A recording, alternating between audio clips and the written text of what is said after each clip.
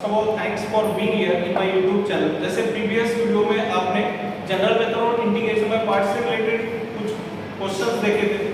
अब ये next video में आप देखने वाले हो फोरियर सीरीज के जो मोस्ट इंपोर्टेंट और रिपीटेड क्वेश्चन है। इसमें भी स्पेशली जो क्वेश्चन आप पढ़ने वाले हो उसके जो बेसिक फॉर्मूला, ये फॉर्मूला ऑलरेडी अपना डिस्कस हो चुका है। e raised to power x into cos bx और सेकंड फॉर्मूला है integration e raised to power x into sin bx dx। यानी अगेन इंटीग्रेशन बाय पार्ट्स का ही क्वेश्चन है। अगर आप देखते हो, ऑब्जर्व करते हो इसे, तो ये एक्सपोनेंशियल फंक्शन है और ये ट्रिग्नोमेट्रिक, ये एक्सपोनेंशियल फंक्शन और ये ट्रिग्नोमेट्रिक फंक्शन। यानी इसे सॉल्व करने के लिए मैं इंटीग्रेशन बाय पार्ट्स का यूज कर सकता हूं, पर वो सॉल्व करते समय इंटीग्रेशन बाय पार्ट्स के अंदर फिर से एक बार इंटीग्रेशन बाय पार्ट्स आने वाला है। इसलिए मैंने इसके कुछ शॉर्टकट रिजल्ट लिख के दिए थे। तो वो रिजल्ट था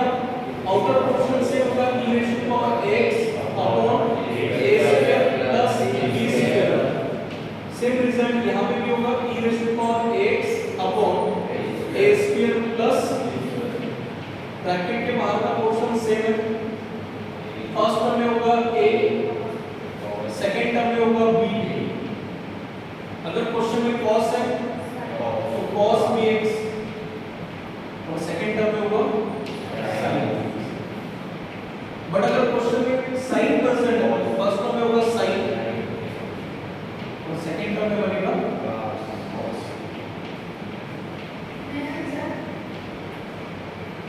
अगर क्वेश्चन में cos प्रेजेंट है तो उस समय बीच में कौन सा साइन देना है? प्लस। बट अगर क्वेश्चन में sin प्रेजेंट है तो उस समय कौन सा साइन असाइन करोगे? यानी ये जो क्वेश्चन है आपके, ये क्वेश्चन की ये दो फार्मूले से रिलेटेड है। यानी a में फर्स्ट वाला फार्मूला यूज होगा तो b में सेकंड वाला फार्मूला यूज होगा। तो इंटीग्रेशन बाय पार्ट्स से रिलेटेड ये जो दो रिजल्ट है, ये दो रिजल्ट प्रीवियस वीडियो में डिस्कस भी हुए, और जो जिन्होंने नहीं देखा है तो आपको यहां पे फिर से एक बार रिवाइज हो रहा है। अब क्वेश्चन है आपका ऑब्टेन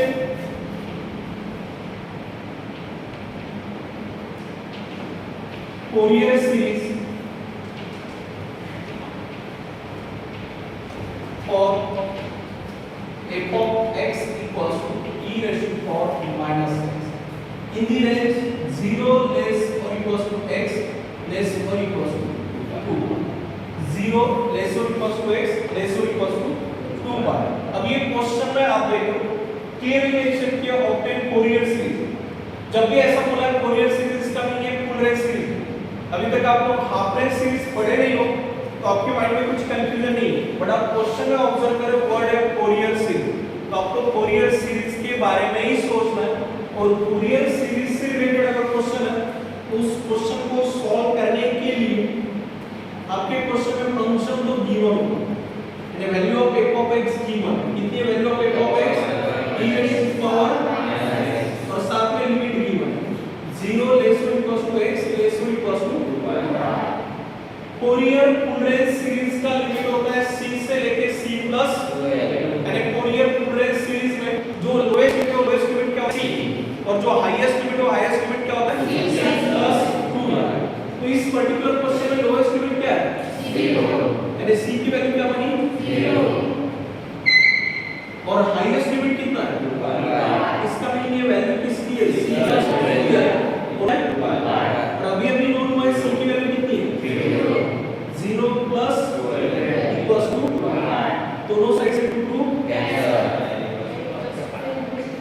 यानी फोरियर सीरीज के क्वेश्चन में सबसे पहला काम है वैल्यू ऑफ c और वैल्यू ऑफ l नोट करना। यानी गिवन क्वेश्चन में जो भी लोवेस्ट लिमिट है वो वैल्यू किसकी होगी? c, और जो भी हाईएस्ट लिमिट होगा उसे कंपेयर किसके साथ करोगे? c प्लस 2l के साथ। c और l की वैल्यू नोन हो चुकी है। अब आपको फोरियर सीरीज का फॉर्मूला यूज करना है, और फोरियर सीरीज का फॉर्मूला है f of x equals to a0 by 2 plus summation n equals to 1 n equals to infinity bracket a cos x upon l plus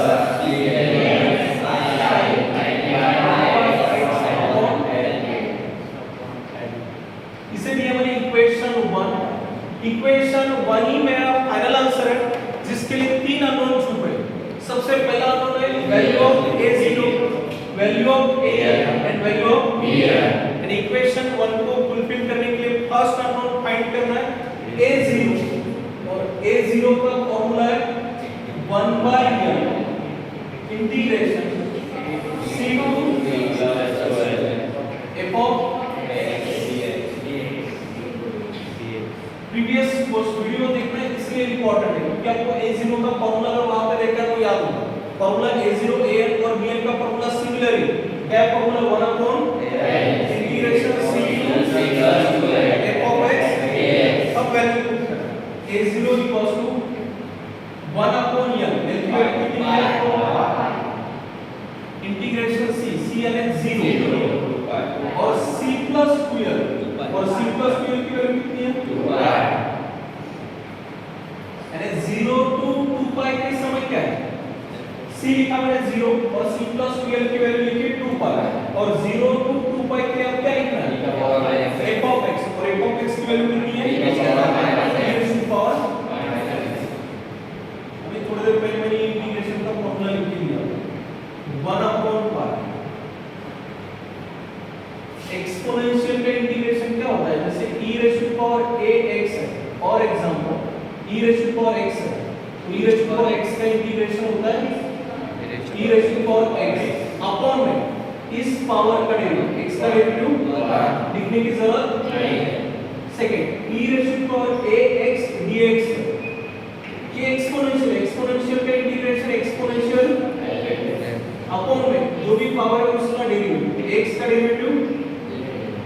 पहले e raise to power x था exponential integration हुआ exponential as it is इसमें power x था उस x का derivative कितना होता है अभी e raise to power ax e raise to power ax का इंटीग्रेशन होता है e raise to power x as it is बाद में जो भी पावर है उसका डेरिवेटिव डिनोमिनेटर में तो ax में x का डेरिवेटिव कौन बचेगा क्या लिखा डिनोमिनेटर अब आते हैं e raise to power -x exponential है integration as it is power का डेरिवेटिव डिनोमिनेटर माइनस x का डेरिवेटिव समझा उसी तरह यहां पर ये कैसा है अकेला का function e raise to power -x का इंटीग्रेशन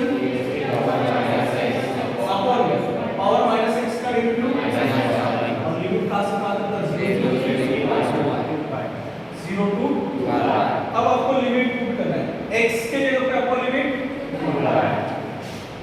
पुट करते समय भी आपका प्लस माइनस में गलत हो सकता है तो x के जगह पे आपका लिमिट 2 पर e raise to power -2 upon minus x के जगह पे lower limit e raise to power 0 upon upper limit जहां पे भी x था उसके जगह पे 2 पर माइनस अब लोअर लिमिट x के जगह पे अब इसे सिंपलीफाई करते हैं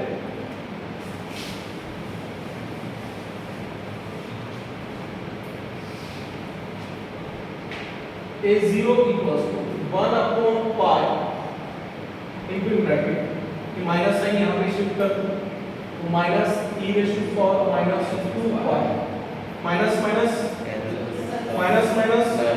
और e रेज़ टू पावर -0 का रिजल्ट मैंने बेसिक में लिख दिया है फर्स्ट वीडियो में रिजल्ट लिख दिया e raise to power -0 positive पहले लिखो या नेगेटिव पॉजिटिव यानी इसी को लिखते समय आप ऐसा लिख सकते हो a0 equals to 1 प्लस 1 पहले लिखा है और negative power 1 minus e raise to power पहला अननोन हो चुका है सेकंड अननोन क्या फाइंड करना है सेकंड अननोन an की वैल्यू फाइंड करनी है और an का formula an equals to 1 upon integration f of के साथ में कौन है an के साथ में कौन है cos x अपॉन वैल्यू कर l की वैल्यू कितनी है कितना है c plus 2l f of x की वैल्यू l की वैल्यू कितनी है इस l की वैल्यू को मैं पाई रखूंगा तो पाई बाय प्लस 2 cos इसी को डाउट और इसी के लिए मैंने ये फॉर्मूला लिख के दिए e raise to power ax into cos bx कौन सा फॉर्मूला यूज हो रहा है फर्स्ट वाला फॉर्मूला यूज हो रहा है e raise to power ax into cos यानी e के पावर में x ये और cos के एंगल में x के साथ कौन होता है ये। अगर ये इंटीग्रेशन में सॉल्व करना तो जनरल फॉर्मूले के साथ मैं कंपेयर करूंगा, x के साथ कौन है x के साथ कौन है -1, यानी a की वैल्यू कितनी होगी और cos के एंगल में x के साथ कौन है तो b की वैल्यू कितनी है। जो रिजल्ट आपने याद किया है और रिजल्ट आपको लिखना है, और उस रिजल्ट को लिखते समय a और b की वैल्यू फिलहाल आपको कितनी मिली है e के पावर में x का जो भी कोएफिशिएंट है वैल्यू ऑफ a और एंगल में जो भी x का कोएफिशिएंट है वैल्यू ऑफ b पुट करेंगे। इंटीग्रेशन डायरेक्ट सॉल्व करेगा 1/5 बाहर e raise to power a की वैल्यू कितनी है -1 into x अपॉन क्या होता है a स्क्वायर, a मींस -1 का स्क्वायर प्लस b स्क्वायर यानी n का स्क्वायर, ये पास वाले फॉर्मूले को ऑब्जर्व करो, उसके हिसाब से ही चल रहा है। इनटू किसकी वैल्यू a की वैल्यू कितनी है साथ में क्वेश्चन में cos था तो cos nx, बीच में कौन सा साइन होता है, अब b की वैल्यू लिखना है, b की वैल्यू कितनी है इनटू sin nx, लिमिट कहां से कहां तक ये इंटीग्रेशन मैंने मेरे फॉर्मूले के हिसाब से डायरेक्ट लिखा है। अब आपको अपर लिमिट जहां पे भी x प्रेजेंट है उसके जगह पे कितना लिखना है और लोअर लिमिट x की जगह पे मैं अपर लिमिट पुट करने जा रहा हूं x के जगह पे 2 e raise to power upon 1 plus into in bracket -1 x के जगह पे 2 पाई पुट करना है cos 2n plus n into sin 2n, upper limit close हो गया, ये बॉटम दिख रहा है। अपर लिमिट कंप्लीट होने के बाद minus in bracket lower limit x के जगह पे कितना पुट करना है, जहां पे भी x है उसके जगह पे आपको लोअर लिमिट 0 पुट करना है, x के जगह पे पुट करोगे 0 upon 1 plus into in bracket minus x की जगह पे 0 टू समथिंग 0 यानी cos 0 प्लस n x की जगह पे 0 यानी एंगल में कितना बनेगा 0, मैंने कुछ भी नहीं किया, दिखते समय आपको बहुत बड़ा दिख रहा होगा। अपर लिमिट जहां पे भी x प्रेजेंट है उसके जगह पे 2 पाई रखा, यहां तक माइनस, अब लोअर लिमिट की बारी है तो ब्रैकेट देना compulsory, upper limit minus in bracket, अब लोअर लिमिट x की जगह पे कितना पुट करना है 0, अब अपर लिमिट माइनस लोअर लिमिट, काम खत्म हो गया। अब जो बेसिक में आपने रिजल्ट याद किए होंगे उसका यूज यहां पे करें और इसीलिए वो रिजल्ट मैंने लिख के दिए थे। तो सेकंड अननोन आपका an नोन होने जा रहा है 1/2 part into in bracket e raise to power -2 part upon 1 plus n। अब रिजल्ट लिखो, cos कितना है 2n पाई, cos 2n पाई कितना होता है ये -1 एज इट इज है और cos 2n पाई की वैल्यू कितनी है बीच में n एज इट इज है। sin 2n पाई कितना लिखेंगे कि sin π/2 ही 1 होता है, लिमिट सभी क्या होते हैं माइनस, अब आ रही है e raise to power -0 upon 1 plus into in bracket -1 into cos 0 कितना होता है प्लस यानी sin 0 कितना होगा 0, मैंने कुछ भी नहीं किया, जहां पे जो रिजल्ट है उसकी वैल्यू रखी, cos 2n पाई था तो 1, sin 2n पाई था तो 0, cos 0 था तो 1 और sin 0 था तो 0। अब इसे मैं सिंपलीफाई करूंगा,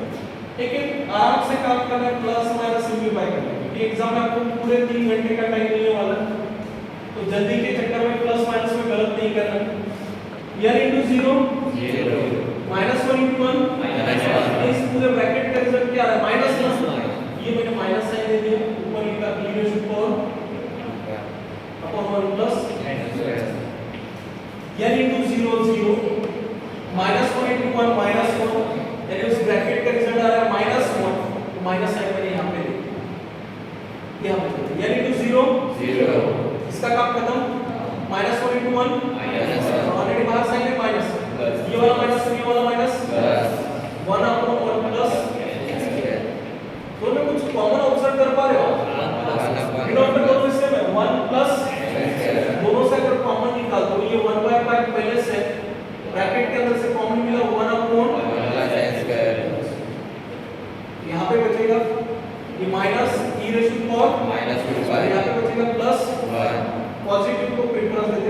0, यानी यहाँ से 1/1 प्लस n स्क्वायर बाहर कॉमन निकालने के बाद यहाँ पे बचेगा क्या प्लस 1, तो प्लस 1 लिखा और यहाँ से 1/1 प्लस n स्क्वायर कॉमन निकालने के बाद रिमेनिंग क्या होगा minus e raise to power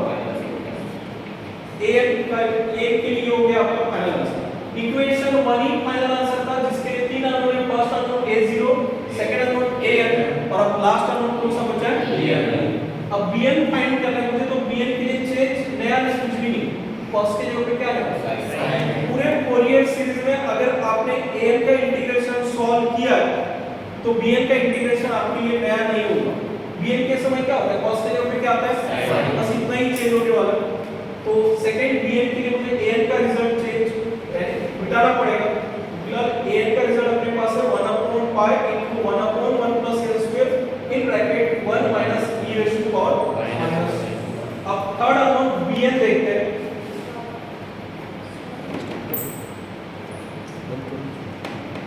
equation 1 के लिए a0 an, अब bn फाइंड करते समय चेंज क्या होगा चेंज समझ लो। यहां पे an की जगह पे आ जाएगा bn और cos के जगह पे होगा आपका sin, यहाँ पे भी आ जाएगा cos के जगह पे बस टर्म चेंज होने वाले, बाकी कुछ नहीं। अगर आपके क्वेश्चन में sin होता है यहाँ पे फर्स्ट टर्म में कौन आने वाला है sin, फर्स्ट टर्म में कौन रहेगा आपका sin और सेकंड टर्म में आ जाएगा cos और बीच में होता है sin, बस यही चेंज होने वाला है। अब अपर लिमिट माइनस लोअर लिमिट फिर से एक बार अच्छे से समझो। इंटीग्रेशन को सॉल्व किया आपने, क्वेश्चन bn के समय sin है तो sin है तो पहले sin आएगा बाद में cos आएगा और बीच में होता है माइनस। a और b की वैल्यू चेंज नहीं होने वाली। अपर लिमिट जहां पे भी x है उसके जगह पे आपको 2 पुट करना है, तो e raise to power x है यानी minus 2 upon 1 plus n square into bracket x के जगह पे 2 पुट करना है, तो -1 into sin 2n minus n into x के जगह पे 2 cos 2n, ये था अपर limit minus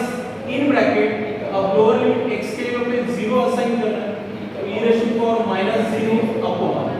1 plus into bracket -1 x के जगह पे 0 दोगे तो क्या बनेगा sin minus n into x के जगह पे 0 असाइन करोगे तो cos 0। ठीक है, upper limit minus lower limit. अब रिजल्ट पुट करना है, तो रिजल्ट पुट करते समय bn equals to 1/pi e raise to power -2 upon 1 plus n square into bracket sin 2n pi का रिजल्ट होता है 0, तो -1 इनटू 0 बीच में माइनस, cos 2n pi का रिजल्ट होता है 1 यानी 1 बीच में minus sign, e raise to power -0 का रिजल्ट होता है upon 1 plus into bracket sin 0 का रिजल्ट होता है 0, तो -1 into minus n into cos 0 का रिजल्ट होता है 1।